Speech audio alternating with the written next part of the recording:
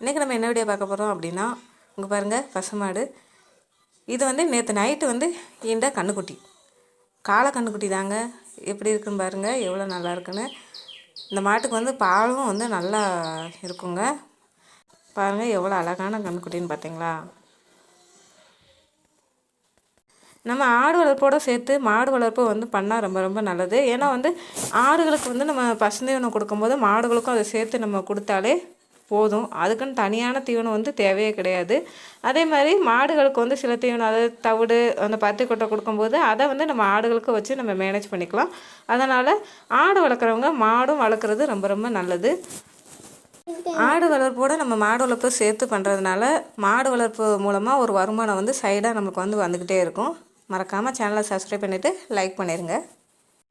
நம்ம வந்து ரெட்டிப்பு லாபம் பெற வந்து இது நல்ல உதவியாக இருக்கும். ஆடு வளர்ப்பையும் மாடு வளர்ப்பையும் சேர்ந்து பண்ணும்போது. ஏன்னா ஆடு வளர்ப்புக்கு குறைந்த முதலீடு இருந்தால் கூட நம்மளுக்கு போதும்.